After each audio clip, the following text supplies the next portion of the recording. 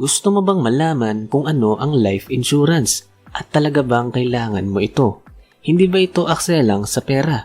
Kaya sa video na ito, malalaman mo ang 5 hindi mo alam sa life insurance. Pero bago tayo mag-umpisa, quick favor lang na i-like mo na rin ang ating video. Kaya kung handa ka na, let's go! Number 1, hindi ito investment. Isa ito sa maaring naririnig o pagkakaintindi mo sa life insurance na ito ay isang uri ng investment. At ang sagot dito ay no. Dahil base nga sa Investopedia, kung pag-uusapan natin ay kaperahan, ng investment ay isang asset na nagbibigay sa'yo ng income o na maaring tumaas ang value nito sa hinaharap. At ang life insurance ay hindi ganun. Ang life insurance ay magbibigay sa'yo ng security at hindi totoo na kikita tayo dito ng pera. Pero may iba namang uri ng life insurance na maaring magbigay sa'yo ng pera kahit hindi mo ito nagamit. At ang tawag dito ay endowment insurance. Pero pag-uusapan natin ito mamaya. For now, bumalik muna tayo sa security. So bakit mahalaga itong security? Dahil hindi naman tayo tiyak sa mangyayari sa hinaharap. Maniniwala ba kayo sa akin kung 5 years ago sinabi ko sa inyo na magkakaroon tayo ng pandemic, ng matinding virus tapos buong mundo ay magla-lockdown at magsusuot na tayo ng face shield at face mask? Baka sabihin nyo sa akin na, teka Mang Johnny, baliw ka na hata. Ibig ko lang sabihin ay walang nakakaalam sa mga susunod pang mangyayari sa buhay natin. At itong life insurance ay magsisilbing security or assurance natin para sa hindi tiyak na hinaharap.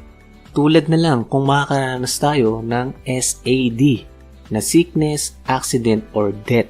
Kaya paano na lang yung mga may iwan nating mahal sa buhay kung hindi tayo insured at handa sa ganitong pangyayari?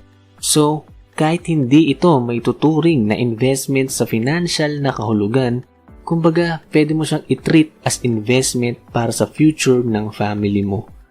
Number 2, protection. So ito talaga ang dahilan kung bakit tayo kukuha ng life insurance. Dahil ito ay para talaga sa proteksyon ng mga mahal natin sa buhay na ating may iwan. So imagine na lang na ikaw yung breadwinner sa family nyo. Kumbaga sa'yo mostly umaasa ng financial na pangangailangan ang mga magulang mo or mga kapatid mo. So kung wala kang life insurance tapos biglang namatay ka, so paano na lang sila?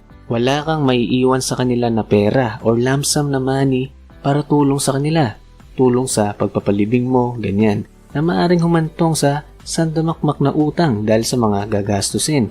Ganun din ang senaryo kung ikaw ay isang nanay at bigla kang na-disabled dahil sa isang aksidente at hindi ka na makapagtrabaho. So paano na ngayon yung mga anak mo? Lalo pa kung maliliit pa sila. Wala silang matatanggap na pera mula sa insurance company kung wala kang life insurance. At hindi lang sa life applicable yung insurance. Meron ding health insurance na tutulong sa iyo at sa pamilya mo once magkaroon ka ng sakit at